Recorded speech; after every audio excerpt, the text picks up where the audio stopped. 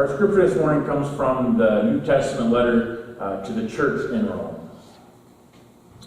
We know that the whole creation has been groaning in labor pains until now. And not only their creation, but we ourselves, who have the first fruits of the Spirit, groan inwardly while we wait for adoption, the redemption of our bodies. For in hope we were saved. Now hope that is seen is not hope. For who hopes for what is seen? But if we hope for what we do not see, we wait for it with patience. Likewise, the Spirit helps us in our weakness. For we do not know how to pray as we ought, but that very Spirit intercedes with sighs too deep for words. And God, who searches the heart, knows what is the mind of the Spirit, because the Spirit intercedes for the saints according to the will of God. The Scriptures recorded for us. May the Spirit add a blessing for understanding of them.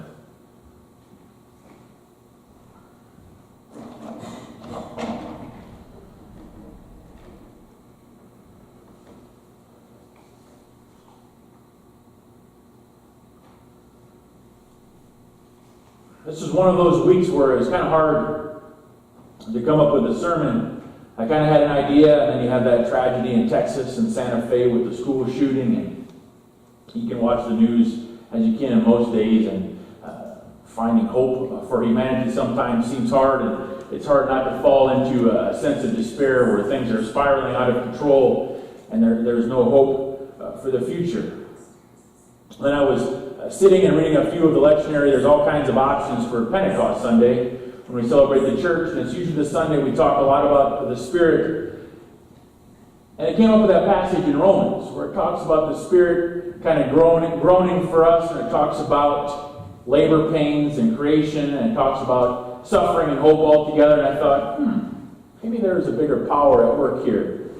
It seems to be a message that we maybe really need to hear. So today we're going to talk about the Holy Spirit, one of the parts of the Trinity. Quick Sunday school lesson. The Trinity is a way that we describe God, God's character. It's not explicitly named in the Bible. In fact, the word Trinity isn't named, but there are references to kind of the three parts of God, if you will. And it's one of those mysteries where it's the same but different. So we have the Father, the Son, the Holy Spirit, the Creator, the Sustainer, the Advocate, if you will. They're all the same, but they're different. They're all made of the same substance is kind of the way to describe it, but they're different, if that makes any sense at all. Kind of one way to understand it is it's a way for us who are limited and who don't, or finite and don't really understand unlimited and infinite. It's a way for us to kind of describe God's character. So an example that's been used is if you take like Tracy, for example, right? She's a mother, she's a wife, she's a daughter, she's a granddaughter. She's three different characters. Well, she's a character, but she's three different characters, but she's the same person, right?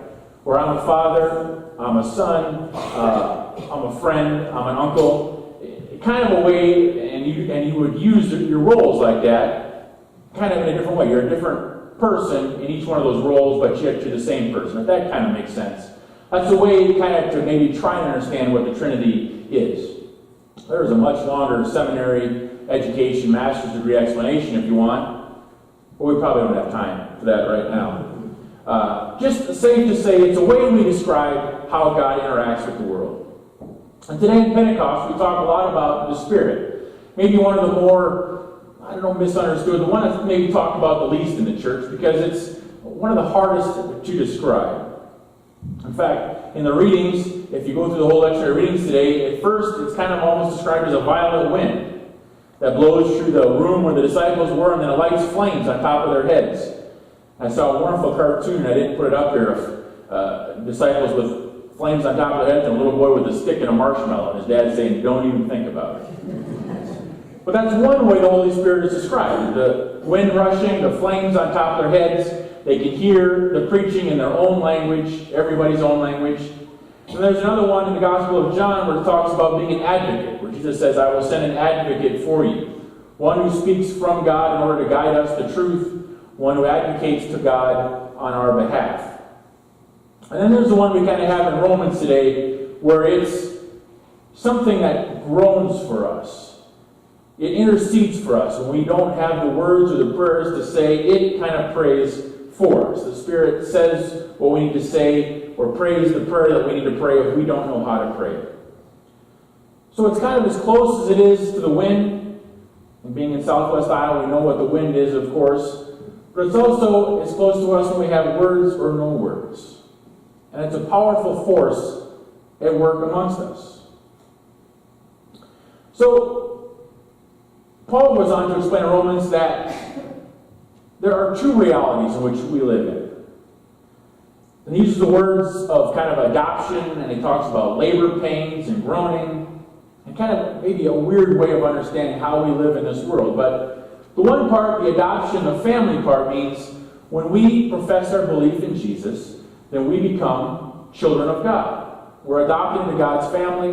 The Spirit lives in us. Jesus lives in us. And we begin to taste the first fruits of that Spirit. The life-giving, life-altering power, that belief, and that forgiveness and that grace that gives us. That's the one way and the one reality that we live in. And that's a very important promise for us to understand, is that we already are children of God. We have the helper, the friend, the advocate, the Spirit living in us and giving us the ultimate hope. The second reality is the life that we live, the world that we live in. And that's where it's easy to begin to lose hope. Because we know that this side of heaven, or this side of the second coming of Jesus, that we know that the world isn't perfect, that our lives aren't perfect, that there is suffering, that there is trouble. And Paul says in verse 22 that he compares creation suffering by the groans of a woman in labor. An interesting comparison, I suppose. If you've experienced giving birth, if you've witnessed a birth, if you've read about giving birth, then you probably know what labor pains are. Someone who has actually given birth, I suppose, has a better idea of what labor pains are. But I was there, holding the hand, mopping the brow. I understood the pain and tried to empathize and realize what it was. But it's kind of an interesting analogy. Creation is going through labor pains. I think Paul was getting at the idea that creation is growing, that we're moving towards a new creation. And we know in giving birth that sometimes it's painful, sometimes it's messy, but in the end, it's beautiful. And I believe that's kind of the analogy that Paul was getting at in using their creation, or in comparing creation to labor pains. Life is sometimes painful. Life is sometimes messy. Hopefully life is sometimes beautiful.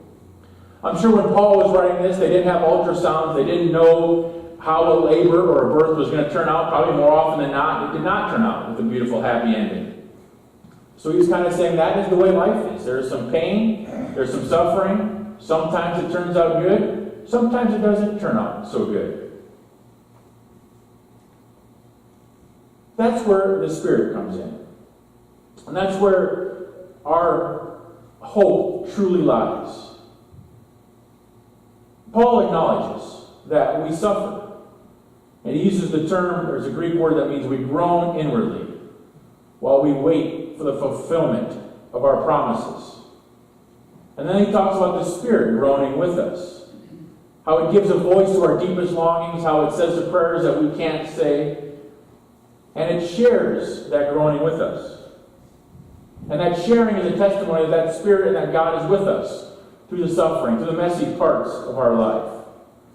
One of the translations, I can't remember which one it is, says that the Spirit intercedes with sighs too deep for human words. The sighs is a good interpretation, but it kind of misses the point when the groaning of the creation, the groaning of the Spirit are kind of compared side by side, meaning the Spirit walks with us. The Spirit feels our pain. The trouble we have is the waiting. And it's easy to give in to despair. Turning on the evening news, right? All you hear is mostly the bad things that are happening. Tragic school shootings. I heard there was a statistic that we average one school shooting a week. And according to the Washington Post, more kids have been killed at school this year than people serving in the military. I read that this morning. I thought, So despair is easy. It's easy to throw your hands in the air and say, there's nothing I can do. There's nothing we can do to fix this world. Despair is easy when tragedy affects our own life, when we've been praying for something to turn out the right way, when we've been praying for a loved one to get healthy, we've been praying for this, and prayers don't seem to get answered. Or prayers are not answered in the way we think they should be. Despair is easy, because it's just kind of like giving up, throwing your hands in the air and say, forget about it. Hope is the hard work. It takes power, it takes effort to keep hope alive.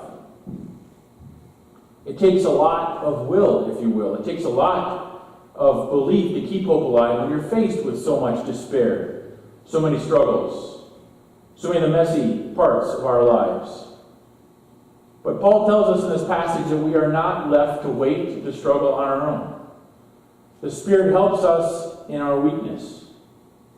Even though we don't know how to pray, the Spirit prays for us. We know that our ultimate hope is in the end, in knowing that God wins, if you will. We know that because we've been adopted in the family of God, if we believe in Jesus, the Spirit is in us, and that we know when we die that ultimately we spend the rest of eternity with God. And we also know of the teachings and when God talks about coming back and making creation new. When creation will be born again, the labor pains will be over and everything will be new and there will be no more suffering and no more pain. And that gives us ultimate hope. But here Paul is acknowledging that we're stuck in the messiness of God. And too often I think we lean to despair because we get confused in what the power of the Spirit means. The gift of the Spirit doesn't mean that we automatically get all the faith we need to make it through life. The Spirit is simply the first fruit of our adoption into God's family. It's the beginning of our growth. And our growth never ends. Faith is not something that you get. It's something that you continually strive to achieve. It flows up and down. Sometimes we think if we can pray right, if we just do the right things, then things will work out for us the way we should. If we were to live the right way, then we would be able to avoid the sufferings, the messiness of life. Sometimes that's called the prosperity gospel. Nowhere in the Bible does it say belief in Jesus and acceptance and the power of the Holy Spirit means life is free of the messiness and the pain and the suffering. In fact, Jesus says many times over that being a Christian leads to suffering. Leads to challenges and messiness in life. So we need to get away from the notion that if we just do it right, life is easy. That's not the way it is. Our hope is knowing that God works with us, that the Spirit is with us, that the Spirit helps us, and that our calling is to help the world through the labor pains, if you will. The center of that passage is hope. Not the pie in the sky optimism where you say, oh, don't worry about it. Stop worrying and be happy. Hope is born of the assurance and the experience that we know this is not the end of the story. We're aware of people that we know who have lost hope. That whatever the circumstances are, they're at their end of their rope. And we can't fix that. We can't wave a magic wand and make that go away. But like many things in life, just being, just sitting with someone, just knowing that you have a helper, a friend, a companion to travel through it, helps it. Think of the times in your life when you went through a tragedy or a down period in your life and you've had a friend just stop by, share coffee, visit. Not even say any magic words that make the pain go away, just be there with you. The Spirit and just being the gift of presence. That's what the Spirit is for us. We have hope and knowledge knowing that it's there with us, traveling with us through those times. And knowing that God is present in our midst gives us our greatest good news. Enables us to endure this life. to continue in hope and not to slip into despair.